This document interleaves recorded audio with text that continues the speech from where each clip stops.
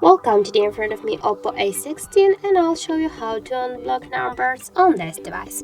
So first you should go here to the phone application and then click here on the right upper corner to the three dots and go here into the settings.